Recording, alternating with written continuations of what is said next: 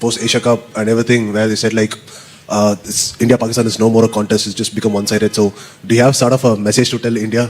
और इतनी बड़ी बात नहीं है कि हम उसके अगेंस्ट मतलब फर्स्ट टाइम नहीं खेल रहे, हम खेल के आ रहे हैं। और जिस तरह हम लास्ट एशिया कप में खेल रहे तो मतलब इस तरह नहीं खेल के हम वन साइडेड मैच नहीं था वो।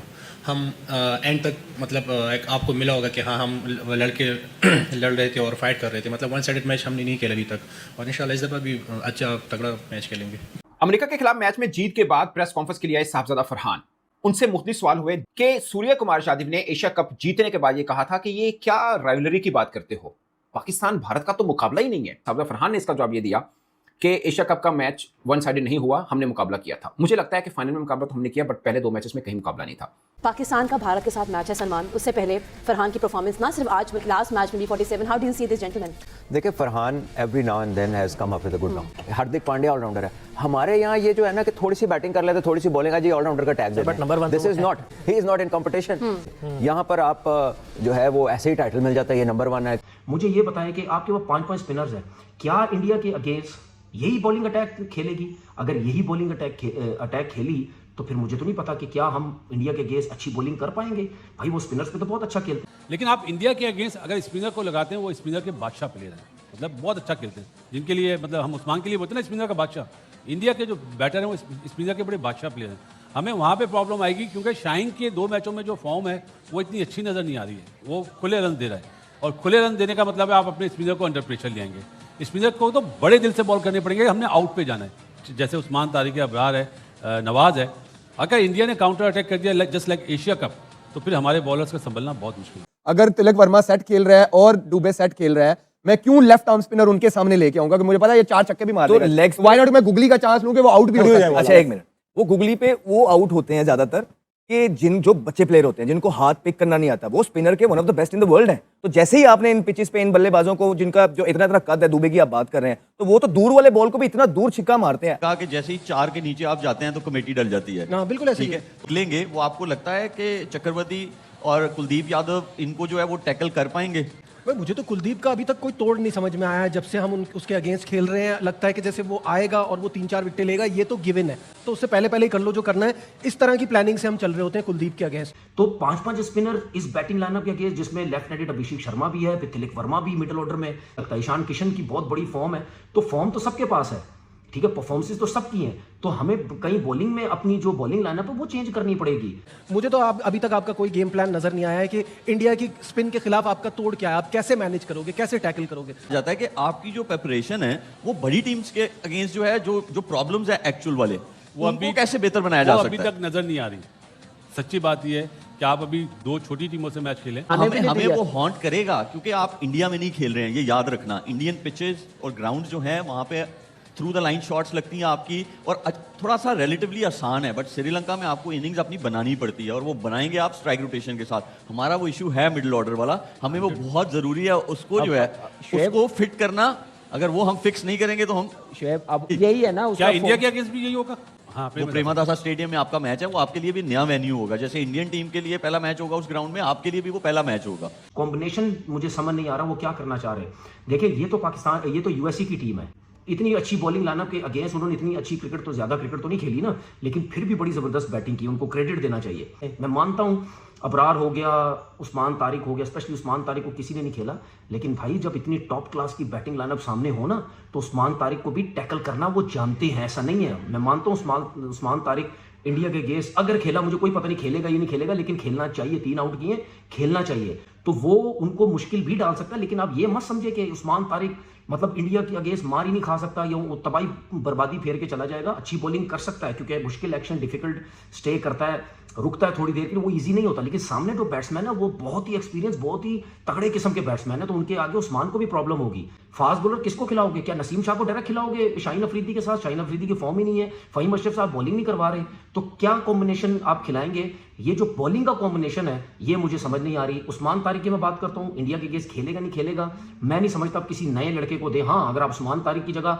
फखर जमान को खिलाना चाहते हैं तो शायद वो आपके पास एक ऑप्शन है, क्योंकि फखर जमान हमेशा अच्छी मैच में बड़ी टीम के अगेंस्ट रन करता है। एक लेफ्ट हैंडेड को ऑप्शन भी हमारे पास होगा तो फखर जमान का चांस जो है वो उस्मान तारिक के अगेंस्ट बन सकता है। बाकी बैटिंग लाइनअप में मुझे नहीं लगता कोई इतनी ज्यादा जो है वो चेंजिंग होगी। ये एक थोड़ा सा मुझे डर लग रहा है कि जो पाकिस्तान अपनी बॉलिंग लाइनअप इसी बॉलिंग लाइनअप के साथ जाएगा इंडिया के अगेंस्ट, तो वो एक थोड़ा सा जो है वो एरिया हो सकता है। साबिया फरहान से हुआ कि सूर्य कुमार यादव ने कहा कि मतलब कहाँ की राइवलरी यार, मुकाबला नहीं होता कहाँ पे, पता भी नहीं है हमें कि 10-1 है, 7-1 है, 8-1 है, क्या है, तो ये कौन सा मुकाबला होता है 4-3 का।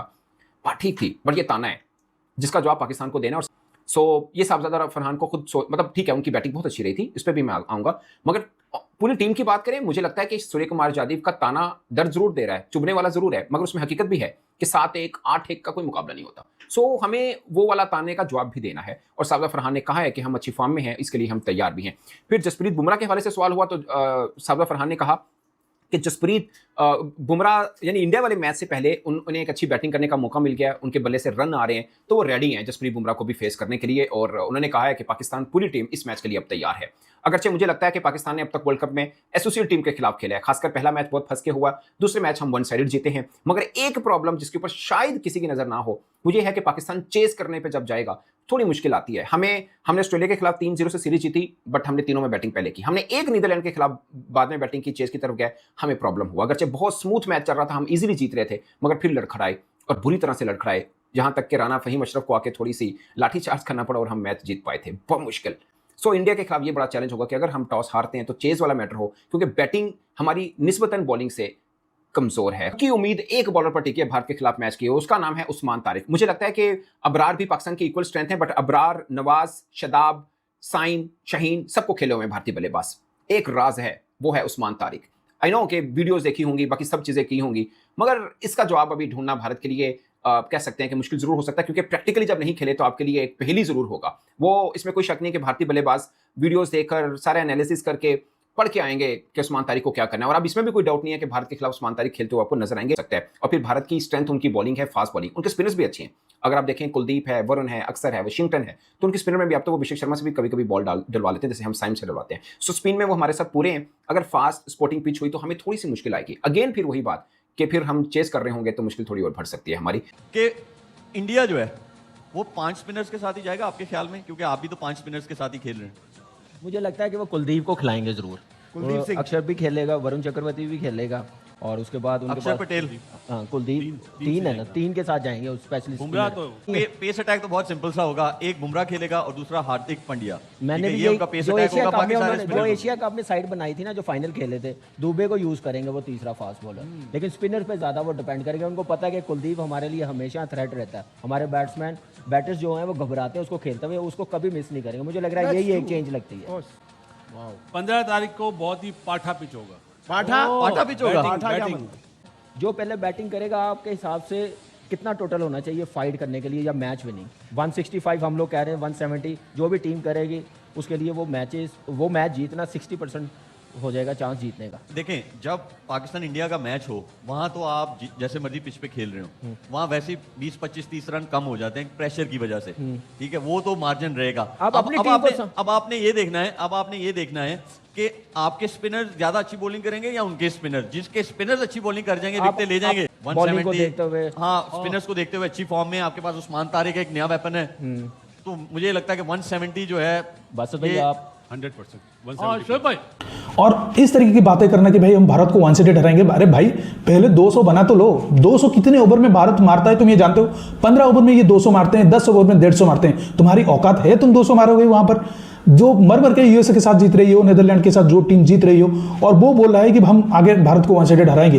2-3 मैच में भी क्या 50 मार लिया।